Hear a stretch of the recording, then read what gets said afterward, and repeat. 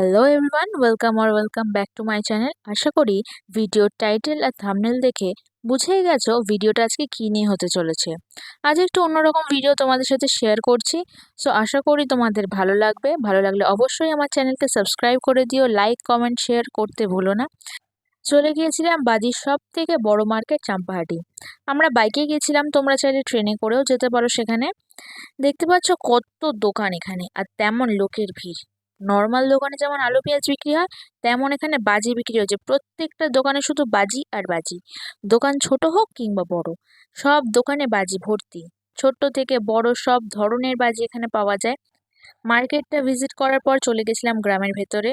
দেখতেই পাচ্ছ কত সুন্দর মনোরম দৃশ্য। পুকুরটা দেখো কত বড়। বিকজ গ্রামের ভেতরে অনেকেই এখানে বাজি বিক্রি করে।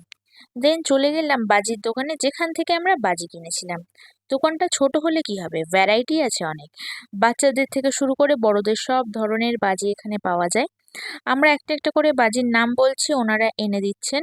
অনেক নতুন বাজিরও আছে যেগুলোর আমরা নামও জানি না, তাও অনেক কিছুই নেওয়া হলো। দেখতেই পাচ্ছ এখানে তুবড়ি, রং মশাল, চরকা, আরো অনেক কিছু সেলও রয়েছে। এখানে 15 শর্টস রয়েছে। আর এখানে পুরো সুন্দর করে সাজিয়ে রেখেছে সব ধরনের বাজি। এখানে সব তুবড়ি রয়েছে, ছোট তুবড়ি, বড় তুবড়ি। এখানে আলাদা করে প্যাকেট করেও রাখা রয়েছে। যারা প্যাকেট নিতে চাও প্যাকেট নেবে, যারা বক্স নিতে চাও বক্স নেবে। সাপবাজিও রয়েছে। আর এখানে দেখো ফুলঝুরির ভ্যারাইটি দেখতে পাচ্ছ। সাপবাজি রয়েছে, ছোটবেলাতে সাপবাজি অনেক কিনলে ফাটানো তুমি? হয়েছে। 10,000 টাকা বাজি কিনেছি। এত সস্তায় পাড়া গিয়ে দোকানদার ভাবছি।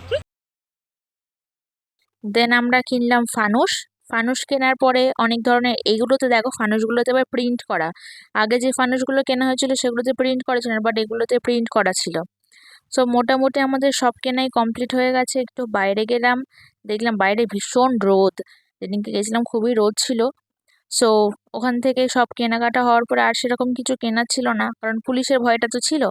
দেন আমরা সব প্যাক করে নিলাম, একে একে তুবড়ি নিলাম। দেখতেই পাচ্ছ আমরা অনেক কটাই তুবড়ি নিয়েছি। দেন তারপর আস্তে আস্তে সব বাজিগুলো, চটপটি নিলাম। তারপরে তোমার আরেকটা যে তুবড়িগুলো ছিল, রং মশাল, ফুলঝুরি, আস্তে আস্তে সবগুলোই আমরা প্যাক করে নিলাম। রকেট আমরা নিইনি, কারণ রকেট অলরেডি ছিল বাড়িতে। এই হলো আজকের জন্য, বাই।